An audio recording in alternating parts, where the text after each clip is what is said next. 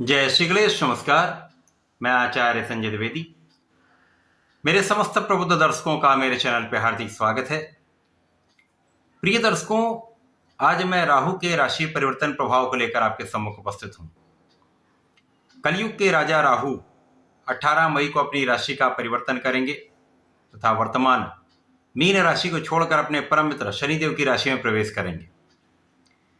शनि और राहु में अति मित्र का भाव है तथा राहु छाया ग्रह है, अर्थात राहु का जिस राशि में गोचर होगा उस राशि के स्वामी के ये गुणों को अपने में समाहित करने वाले हैं, उनके गुणों को ये अडॉप्ट करने वाले हैं। इसी प्रकार से छाया ग्रह होने के कारण जिन जिन ग्रहों के साथ इनका संबंध बनेगा उसके गुणों को ये समाहित करते हुए अपने संपूर्ण प्रभाव को देने वाले हैं। प्रिय दर्शकों, इस वर्तमान जगत में राहु सर्वाधिक बलवान ग्रह है। ये इतने सामर्थ्यवान है कि 9 ग्रहों में राजा सूर्य देव को भी ग्रहण लगा देते हैं। तो निश्चित रूप से राहु का परिवर्तन जो एक लंबी अवधि के लिए होता है, 1.5 वर्षों के लिए होता है, यह अत्यंत प्रभावित करने वाला होता है। समस्त राशि के जातकों पर इनका संपूर्ण प्रभाव प्राप्त होता है। अब चूंकि राहु एक क्रूर ग्रह है और नैसर्गिक रूप से ये विषाक्त ग्रह है, यदि ये अच्छी अवस्था में आते हैं, बलवान स्थिति होती है, तो ये रंक से राजा बना देते हैं। राहु समस्त चीजों को छप्पर फाड़ के देते हैं, चाहे वो धन हो, सुख हो, संपदा हो, ऐश्वर्य हो, वैभव है, जीवन के सुख हैं, इस प्रकार से कष्ट और समस्या को भी ये संपूर्ण रूप से प्रदान करते हैं।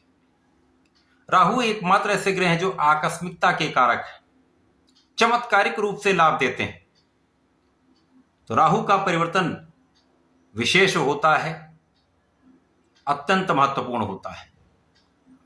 आज मैं कन्या राशि के लिए राहु के इस राशि परिवर्तन का किस प्रकार का प्रभाव प्राप्त होगा, इस 1.5 वर्ष के गोचर काल में राहु कितना सुख देने वाले हैं, कितना धन देने वाले हैं, किन भावों को प्रबल करने वाले हैं, अथवा कहीं पर समस्या या अवरोध है तो उसका क्या निराकरण है, संपूर्ण विश्लेषण मैं पूर्ण तरीके के साथ करने जा रहा हूं।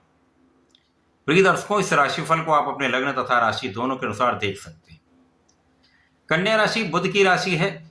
बुध और राहु का मित्रवत संबंध है। इसी प्रकार से शनिदेव की राशि में जाकर ये गोचर करने वाले हैं। शनि और बुध का भी मित्रवत संबंध है।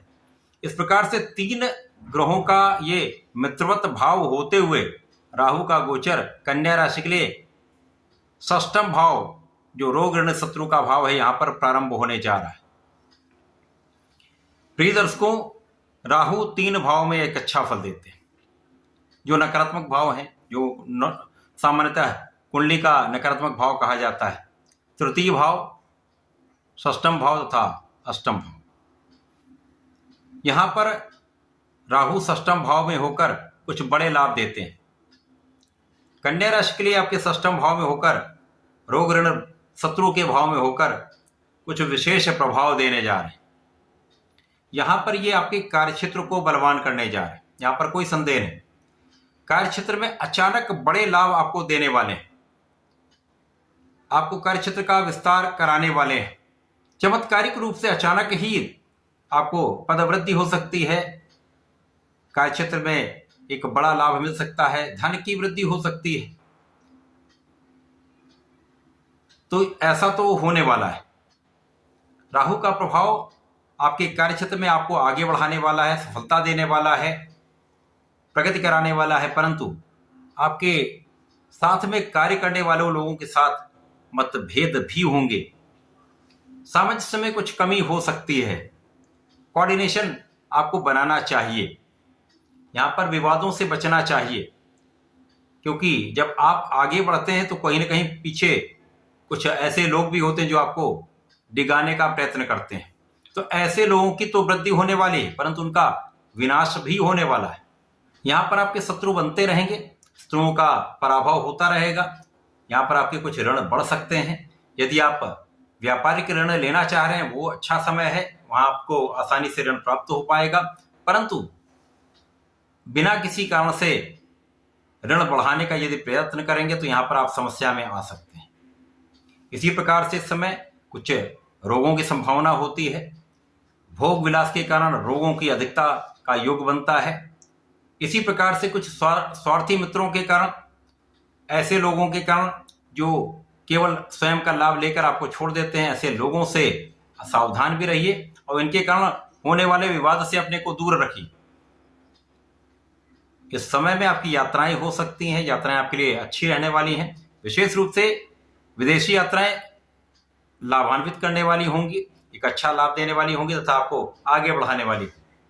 जो जातक विदेश सेवाओं में हैं उनके लिए विशेष अवसर है जब आपके लिए पद वृद्धि, लाभ वृद्धि निश्चित है। जो लोग विदेश में रहकर कार्य कर रहे हैं, व्यापार कर रहे हैं अथवा विदेश जाकर कार्य करना चाहते हैं, उनके लिए सकारात्मक समय मिल रहा है। इस समय में आपके लिए धन के बड़े मार्ग बनेंगे। यहाँ पर धन के एक से अधिक मार्ग बन सकते हैं। अचानक धन लाभ का योग निश्चित रूप से बन रहा है। पारिवारिक संपत्ति से, परिवार के सहयोग से, पिता के सहयोग से कुछ धन वृद्धि का लाभ यहाँ पर दिख रहा है। तो धन के परिप्रेक्ष्य में ये पूरा राहु का गोचर काल आपके लिए अत्यंत विशेष है। धन का मार्ग प्रशस्त होगा, धन की अधिकता रहेगी, परंतु धन के संचय को लेकर आपको सावधान रहना चाहिए। धन के सही इन्वेस्टमेंट से आपको अपने धन को बचाना चाहिए। परिवार के बीच में अपनी वाणी के कारण कुछ समस्याएं उत्पन्न कर सकते हैं, अतः अपनी वाणी पर आप नियंत्रण रखिए। वाणी यदि संयमित रहती है तो परिवार का संपूर्ण सहयोग भी मिलेगा, पारिवारिक भाव में भी वृद्धि होगी। राहु के इस गोचर काल में कुछ ब्लड से संबंधित अथवा यहां पर तंत्रिका तंत्र से संबंधित कुछ समस्याएं हो सकती हैं, तो यहां पर अपने स्वास्थ्य का ध्यान रखिए। कुछ ऐसे रोग हो सकते हैं जिनके बारे में आपको अधिक पता ना चल पाए, ये आपको कष्ट देंगे, लेकिन डायग्नोसिस में कुछ नहीं आएगा। बहुत कुछ समय के साथ ये समस्याएं समाप्त भी हो जाएंगी, पुनः आ जाएंगी, पुनः ये समाप्त हो जाएंगी। तो ऐसा क्रम बीच बीच में हो सकता है। अतः अपने फिटनेस पे ध्यान रखें, खाने पीने का ध्यान रखें तथा योगा प्राणायाम करें, तो विशेष रूप से आपको लाभ की स्थिति बन रही। राहु का ये गोचर काल कन्या राशि के लिए विशेष है। शत्रुओं पर नियंत्रण करने वाला है, धन बढ़ाने वाला है, कार्यक्षेत्र में सफलता देने वाला है। संपूर्ण रूप से एक अच्छा समय यहाँ आपको प्राप्त हो रहा है। इस पूरे समय में आपको गणपति महाराज की आराधना करनी चाहिए। ओम गंग गणपतये नमः का नित्य कम से कम एक माला का जप अवश्य करें। संकटनाशन गणेशोत्तम का पाठ करें अथवा गणेश अथर्वशीष का पाठ करें तो विशेष लाभ प्राप्त होता है। यदि पाठ ना कर पाए तो सुन लीजिए। इसी प्रकार से इस पूरे समय में प्रत्येक शनिवार को भगवान भोलेनाथ पर जलार्चन करिए, काले तिल का अर्पण करिए। तो यदि आप ऐसा करते रहते तो निश्चित रूप से आपकी समस्याओं का भी अंत होगा, अवरोधों का भी अंत होगा।